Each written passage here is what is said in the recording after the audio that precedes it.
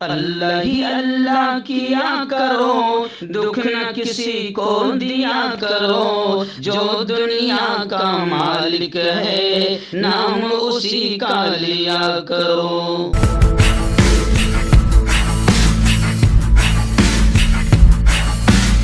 तकमीली तलबीना ताकत, सेहत और शिफा के लिए सुन्नत और तिब्बे नबवी का बेहतरीन नुस्खा।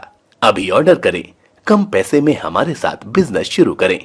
भारत भर से डिस्ट्रीब्यूटर और होलसेलर बनने के लिए अभी कॉल करें 9579591975। Takmeeli food products private limited, Malegaon, India. जोड़ों की पुरानी से पुरानी लाइलाज तकलीफ जैसे घुटनों का दर्द, पीठ और कमर का दर्द, कंधे, गर्दन और पैरों में दर्द के लिए संधि प्लस देसी शिफा लाए हैं मर्द और औरतों के तमाम गुप्त रोगों का इलाज। पहली खुराक में हैरत अंगेज़ असर देखें। अगर आप हमसे इंडिया और इंडिया से बाहर दवाई हासिल करना चाहते हैं, स्क्रीन पर दिए गए नंबर पर कांटेक्ट करें। Thank you. अस्सलामु अलैकुम वरहमतुल्लाहि वबरकातुहू। नाज़रीन, इस्तकबाल है, स्वागत है आपका viral news live studio Jalgaon, Maharashtra, India में। मैं आपका मेज़बान मुफ्ती मोहम्मद हारून नदवी। आइए प्यारे मुल्क भारत की बहुत ही ख़ास बड़ी 10 अहम ख़बरों पर नज़र डालते हैं।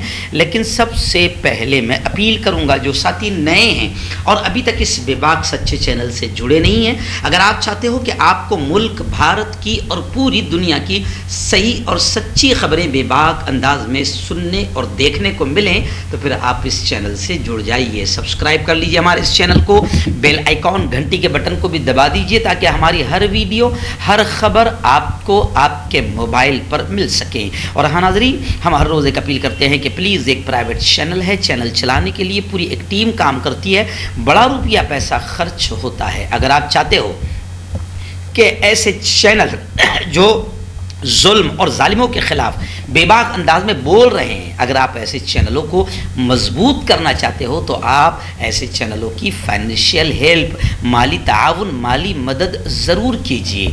स्क्रीन पर आप नज़र डालें, हमारे चैनल का बैंक अकाउंट नंबर भी दिया जाता है। और अगर आप ऑनलाइन पैसा भेजकर मदद करना चाहते हैं, तो गूगल पे, फ़ोनपे और पेटीएम तीनों का एक ही नंबर है, 9923223361। अल्लाह ने जो भी आपको ताकत दी है, उस एतबार से आप हर दिन या हफ्ते या महीने में एक बार ही सही 500, 200, 1000 जो भी आप मदद कर सकते हैं, पाबंदी के साथ चैनल की मदद करें, चैनल को मजबूत करें। आइए नाज़रीन, पहली बड़ी खबर इस वक्त मेरी निगाहों के सामने दिल्ली के शाहीन बाग से आ रही है, जहाँ गुज़िश्ता कल अवाम के सख्त तेवर और जनता के सख्त गुस्से और सख्त एहतजाज के बाद आखिर शाहीन बाग से हिटलर बुलडोज़र वापस चले गए। तानाशाही नहीं चलेगी के ज़ोरदार नारे वहाँ पर सुनाई दिए। बुलडोज़र की वापसी पर तिरंगा लहराया गया। हालात के पेश नज़र बड़ी तादाद में पुलिस फोर्स वहाँ पर तैनात कर दी गई। और अमानतुल्लाह खान, आपके लीडर, आप पार्टी के लीडर ने कहा कि मैं खुद ही तजावुज़ात, अतिक्रमण को हटा दूंगा। खैर, सुप्रीम कोर्ट ने पूछा कि मुतासरीन की जगह सियासी पार्टी क्यों आई। शाहीन बाग पर CPIM की अर्जी भी खारिज कर दी गई। वहीं पर सुप्रीम कोर्ट ने फटकार लगाते हुए ये भी कहा कि जब बुलडोज़र पर स्टे है, तो फिर वहाँ पर बुलडोज़र पहुँचे क्यों। यानी इससे ये पता चलता है कि इस वक्त दिल्ली की हुकूमत हो या केंद्र सरकार हो, पूरी की पूरी तरह से हिटलराना अंदाज और तानाशाही अंदाज इख्तियार कर रही है। और सुप्रीम कोर्ट की भी धज्जियाँ उड़ा रही है, जिस पर लोगों का ये कहना है कि सुप्रीम कोर्ट ने सबसे पहले इन तमाम लोगों पर कार्रवाई करनी चाहिए। सुप्रीम कोर्ट ने पूछा कि शाहीन बाग में बुलडोज़र क्यों पहुँचा। सुप्रीम कोर्ट गुस्से में आते हुए कहा कि जब मामला अदालत में है तो फिर कार्रवाई क्यों। तब सुप्रीम कोर्ट को चाहिए कि बाकायदा अब बुलडोज़र के ड्राइवर से लेकर बुलडोज़र पहुंचाने वाले अधिकारियों पर भी कार्रवाई की जाए। इमाम दिल्ली ने यह कहा है कि तजावुज़ात हटाने के नाम पर मुसलमानों को निशाना बनाया जा रहा है। शाहीन बाग में कोई नाजायज़ कब्जा नहीं मिला, तो गोदी मीडिया पूरा सबसे ज़्यादा नफरतों का आतंक गोदी मीडिया पसार रहा है। तो अब गोदी मीडिया ने बोर्ड लगाने के लिए लगाई गई स्कैफोल्डिंग को ही इशू बना लिया। यानी गोदी मीडिया की बदमाशी आप देख सकते हैं। नाज़रीन, मुंबई से बड़ी खबर इस वक्त हमारे रिपोर्टर मुफ्ती अबू अयूब ने बताया कि NIA ने हाजी अली दरगाह के चीफ ट्रस्टी सुहेल खंडवानी के ऑफिस और उनके घर पर छापा मारा। पूछगछ के बाद छोड़ दिया गया, मगर खबर है कि आज ईडी में उन्हें बुलाया गया है। सलीम फ्रूट, समीर हिंगोरा और अब्दुल कय्यूम हिरासत में लिए गए हैं और दाऊद इब्राहिम की तकरीबन 20 जगहों पर छापे मारे गए हैं। नाज़रीन, श्रीलंका की जो खबरें आ रही है कि श्रीलंका में हुकूमत के खिलाफ पुरतशद्दुद एहतजाज के बाद आखिर वज़ीर आज़म पीएम को इस्तीफ़ा देना पड़ा। जी हाँ, हुकूमत मुखालिफ मुजाहरा ज़बरदस्त हुआ, जिसमें मेंबर पार्लियामेंट समेत 3 लोगों की मौत भी हुई है। 150 के करीब जख्मी बताए जा रहे हैं। फौज वहां पर बुला ली गई है, कर्फ्यू जारी है। ये खबर मैं हमारे मुल्क की खबरों में इसलिए बता रहा हूं कि सोशल मीडिया पर ये कमेंट चल रहे हैं कि श्रीलंका के जैसी हालत हमारे प्यारे मुल्क भारत की भी हो सकती है, क्योंकि वहां श्रीलंका में भी जो गोबर भक्त अंधभक्त थे वो भी यही कहते थे कि कुछ भी हो जाए हम इसी पीएम को वोट देंगे। लेकिन जब वाट लग गई पूरे मुल्क की महंगाई से, तो फिर अंधभक्त वहां के भी गोबर भक्त फिर इसी वजीर आजम और हुकूमत के खिलाफ रोड पर आ गए। तो लोग सोशल मीडिया पर कमेंट करते हुए कह रहे कि श्रीलंका के करीब करीब महंगाई और तबाही हमारे मुल्क भारत की भी पहुंच चुकी है। इसलिए अभी भी अंधभक्तों और गोबर भक्तों को चाहिए कि वो आंखें खोले और महंगाई के खिलाफ और लूट मार के खिलाफ इंसाफ के साथ मुंह खोले, वरना श्रीलंका की हालत भारत में भी हो सकती है। इसलिए कि अभी यह खबर आ रही है कि पूरी हिस्ट्री में आज तक हमारे इंडियन रुपये की कीमत इतनी नहीं गिरी थी जितनी वजीर आजम नरेंद्र मोदी ने गिरा दिया है। आइए नाज़रीन, रियासत कर्नाटक से, जी हाँ, ये वही कर्नाटक है जहाँ से लगातार हिजाब के बाद नीच नाटक शुरू है। कर्नाटक के नीच नाटक से पूरे मुल्क का माहौल ख़राब हो रहा है। अभी उसी कर्नाटक से ये खबर आ रही है कि मुसलमानों ने तो तकरीबन सारी मस्जिदों में अजान लाउड स्पीकर पर फजर की बंद कर दी और कोर्ट के आदेश का पालन किया। लेकिन कर्नाटक से नीच नाटक की खबर ये आ रही है कि अजान के वक्त 1000 से ज़्यादा मंदिरों में हनुमान चालीसा बजा। श्री राम सेना के बानी, ये राम वाम के मानने वाले नहीं, ये आतंकी जहन के लोग हैं। श्री राम सेना के बानी प्रमोद मुत्तालिक ने मैसूर जिला के एक मंदिर में सुबह 5 बजे प्रोग्राम का उद्घाटन किया, ओपनिंग किया और दावा किया कि मस्जिदों में अजान के खिलाफ 1000 से ज्यादा मंदिरों में हनुमान चालीसा पढ़ी गई। पुलिस ने उनके कारकुनों को हिरासत में ले लिया है, जो बेंगलुरु के एक मंदिर में हनुमान चालीसा का नारा लगाने के लिए तैयार थे। और रियासत कर्नाटक में सिक्योरिटी बढ़ा दी गई है क्योंकि इस मामले में फसादात हो सकते हैं। आइए नाज़रीन, भगवा आतंकियों का आतंक, बजरंग दल और विश्व हिंदू परिषद और गौरक्षा दल का आतंकवाद बढ़ता ही जा रहा है। मेवात से खबर आ रही है कि गौरक्षा महापंचायत में फिर मुसलमानों के खिलाफ नफरतों का जहर घोला गया और प्रोग्राम में शरअंगेजी की गई। बजरंग दल, विश्व हिंदू परिषद और गौरक्षा दल के प्रोग्राम में लोग तलवार और बंदूक लेकर पहुंचे। जिला इंतजामिया ने इजाजत देते हुए शर्तें लगाई थी कि कोई भी शख्स असलहा नहीं लाएगा और नहीं वहां पर भड़काऊ तकरीरें, भाषण, प्रवचन होगा। लेकिन मंच से एक मखसूस कम्युनिटी यानी मुसलमानों को फिर धमकियां दी गई। मंच से हरियाणा हुकूमत को वार्निंग दी गई कि वो गाय की स्मगलिंग के मुकदमात की समाअत के लिए एक खुसूसी फास्ट ट्रैक अदालत तश्कील दे। 1 माह का वक्त दिया गया और जो कुछ जहर उगलना था वो जहर उगला गया। इस हिंदू महापंचायत का एहतमाम विश्व हिंदू परिषद, बजरंग दल और गौरक्षा दल के अराकीन ने किया था।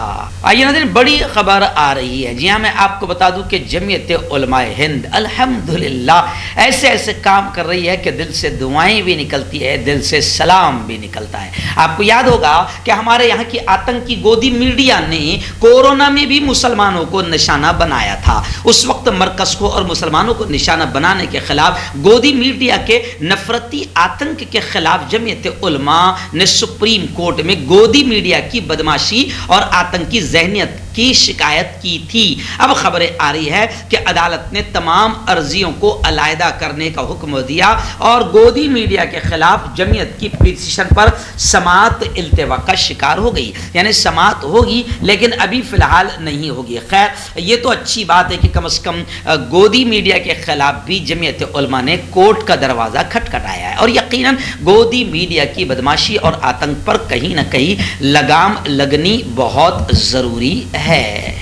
आइए नाज़रीन, मोदी जी के कारनामे अब लगातार सोशल मीडिया के जरिए से वायरल हो रहे हैं। गोदी मीडिया तो बिल्कुल दलाली का, सत्ता की दलाली का पूरा हक अदा कर रही है, लेकिन मोदी जी के जितने सुनहरे कारनामे हैं अब अंध भक्तों और गोबर भक्तों की भी अकलें खुल रही है। कांग्रेस ने तो साफ तौर से मोदी जी पर तंज करते हुए ये कहा है कि जो 75 सालों में नहीं हुआ मोदी हुकूमत ने वो कर दिखाया, और कहा कांग्रेस ने कि अब गैर मुल्की सरमायाकार यानी बाहर मुल्कों की कंपनियां और बड़े बड़े बिजनेसमैन भारत छोड़कर भाग रहे हैं, यानी अब इतने बुरे दिन आ गए हैं। और यहां तक कहा कि रुपया 71.41 पैसे फी डॉलर यानी अब तक की सबसे कम तरीन सतह पर पहुंच गया है। 75 साल में रुपये की इतनी कीमत कभी नहीं गिरी थी। रुपये की कीमत को भी मोदी जी ने तारीखी हिस्टोरिकल कारनामा अंजाम दिया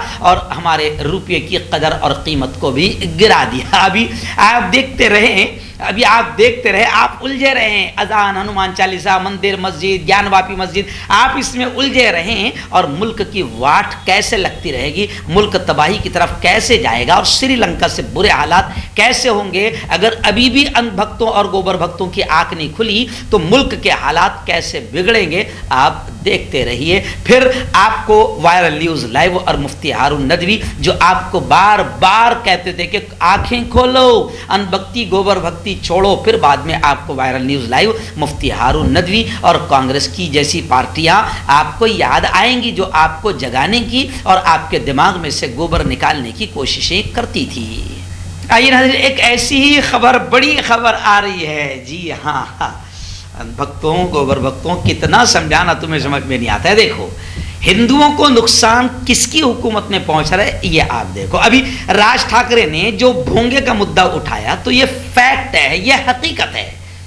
मैं तो पहले ही कह रहा था कि ना आरती भजन रोकने की जरूरत है, ना अजान रोकने की जरूरत है, नफरती भाषणों को रोक दो। राज ठाकरे ने जो मुद्दा उठाया 5% भी मुसलमानों को नुकसान नहीं पहुंचा, 95% मंदिरों को और हिंदुओं को नुकसान पहुंचा। ऐसे ही गोबर भक्तों को पागल बनाने वाली हुकूमत जो पाकिस्तान के हिंदुओं को यहां पनाह देने वाली थी, अभी खबर आ रही है कि 800 हिंदू खानदान जो पाकिस्तान से जुल्म और सितम का शिकार होकर हिंदुस्तान आए थे, आखिर उन 800 हिंदू खानदानों को यहां की शरीयत नहीं मिली।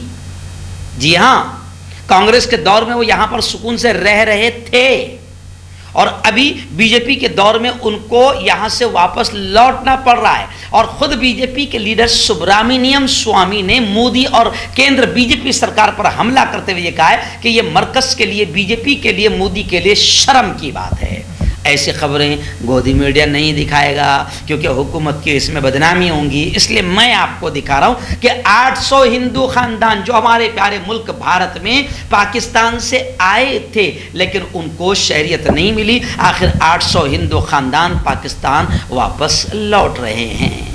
आइए नाज़रीन, बड़ी खबर आ रही है दिल्ली से। जी हाँ, जमीयत उलमा को फिर सलाम करने को दिल चाहता है। जमीयत उलमा ने अर्जी दाखिल की थी कि एहानत रसूल प्यारे आका मोहम्मद मुस्तफ़ा सल्लल्लाहु अलैहि वसल्लम की शान में गुस्ताखी करने वालों पर कड़ी से कड़ी कार्रवाई की जाए।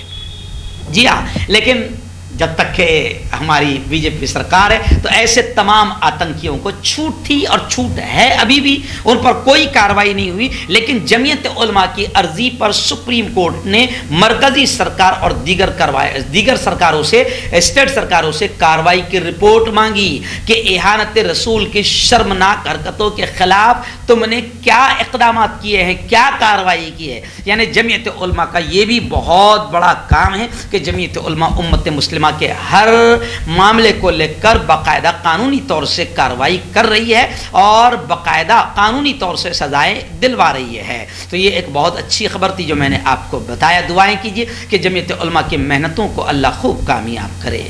नाज़रीन, रियासत महाराष्ट्र की बड़ी खबर इस वक्त नांदेड़ से आ रही है। जी हाँ, नांदेड़ में एक बार फिर 10 तलवारें जब्त की गई। सुनील सिंह नामी एक शख्स को गिरफ्तार किया गया। पुलिस इंक्वायरी जारी है। मैं आपको बता दूं कि इससे पहले धूलिया वगैरह और महाराष्ट्र के मुख्तलिफ इलाकों से 90 तलवारों के पकड़े जाने की खबरें थी और तमाम में बाकायदा कुछ ऐसे ही लोग सामने आ रहे हैं जिनका नाम मुसलमानों के जैसा नहीं है। तो महाराष्ट्र में बाकायदा माहौल ख़राब करने की लगातार कोशिशें जारी है, लेकिन महाराष्ट्र की महाविकास अघाड़ी सरकार ज़बरदस्त अंदाज में कार्रवाइयाँ कर रही है। लेकिन हम फिर भी सरकार से ये कहेंगे कि इन तमाम लोगों पर कड़ी से कड़ी कार्रवाई की जाए और देशद्रोही के मुकदमे इन पर चलाकर इन्हें फांसी के फंदों पर लटकाया जाए ताकि हमारे महाराष्ट्र में अमन व अमान का माहौल बना रहे।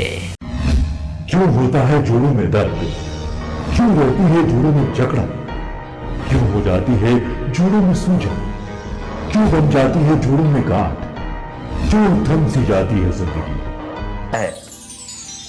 जोड़ों की पुरानी से पुरानी लाइलाज तकलीफ जैसे घुटनों का दर्द, पीठ और कमर का दर्द, कंधे, गर्दन और पैरों में दर्द के लिए संधि प्लस प्लस एक संजीवनी बूटी की तरह है, या यूं कहे कि एक स्थायी इलाज साबित हो चुका है। लाखों लोग इसे अपना चुके हैं और दर्द पर विजय प्राप्त कर चुके हैं। जब हम नियमित रूप से संधि प्लस प्लस से मालिश करते हैं तो त्वचा इसे तुरंत ऑब्जर्व करके जोड़ों के सूक्ष्मतम अवस्था में पहुंचा देती है, जिससे जोड़ों में ब्लड का सर्कुलेशन बढ़ जाता है और जोड़ों के मांसपेशियों में मजबूती आती है। आंतरिक सूजन समाप्त हो जाती है, जिससे दर्द में आराम तो मिलता ही है, साथ ही साथ जोड़ों में नई शक्ति भी आती है। हमारे ये प्रोडक्ट ना कि किसी बाजार में मिलता है और ना ही मेडिकल शॉप पे, इसलिए इसे पाने के लिए अभी स्क्रीन के नंबरों पे कॉल करें और ऑर्डर करें।